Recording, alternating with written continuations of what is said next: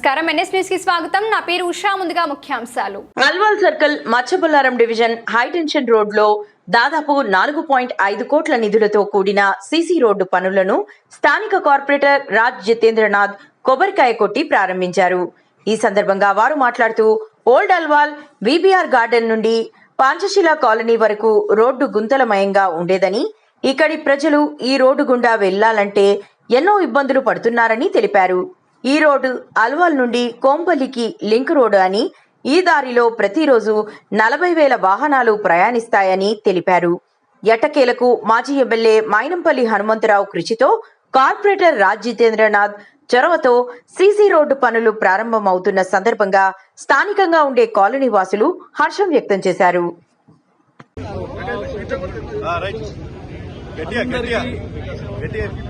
అందరికీ నమస్కారం. ఇక్కడ విచ్చేసిన కాలనీ వాసులకి, రెసిడెంట్ వెల్ఫేర్ అసోసియేషన్స్ కి, ప్రెసిడెంట్, సెక్రటరీ, తర్వాత మా కాంగ్రెస్ నాయకులకు, ప్రెస్, ఎలక్ట్రానిక్ మీడియా మిత్రులందరికీ కూడా పేరు పేరున మా హృదయపూర్వక నమస్కారాలు.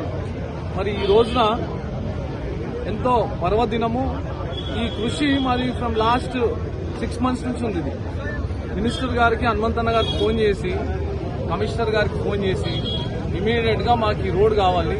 ఫ్రమ్ లాస్ట్ 2 years నుండి ఈ రోడ్ పైన చాలా ప్రాబ్లమ్స్ ఉన్నాయి.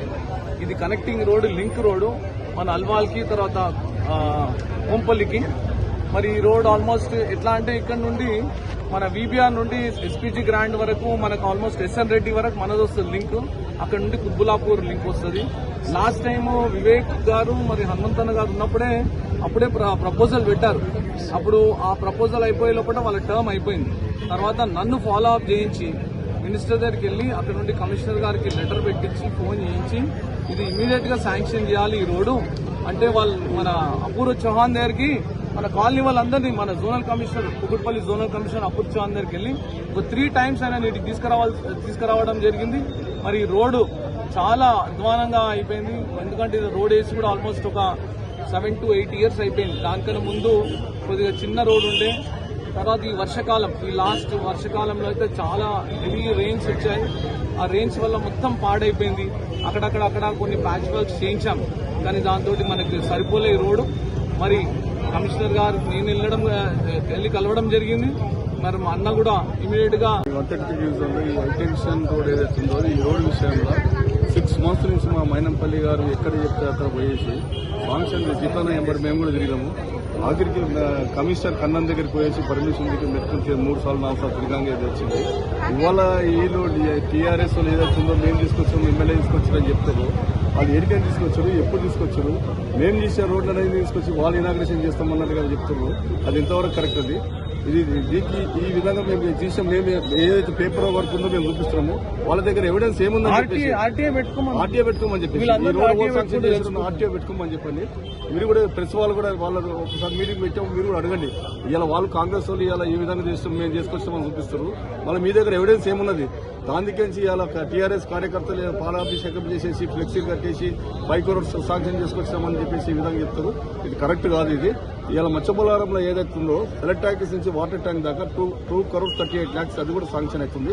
దాని కాకముందే మేము 2.5 crores స్టాండింగ్ కమిటీ పర్మిషన్ తీసుకొని అది ప్రపోజల్ పెట్టాము. ఇంకా అది కూడా టెండర్కున్నది, అది కూడా అయిపోతుంది.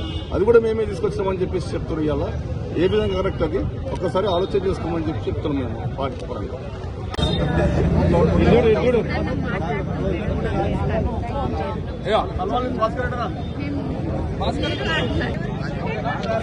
మర్చిపోయాను.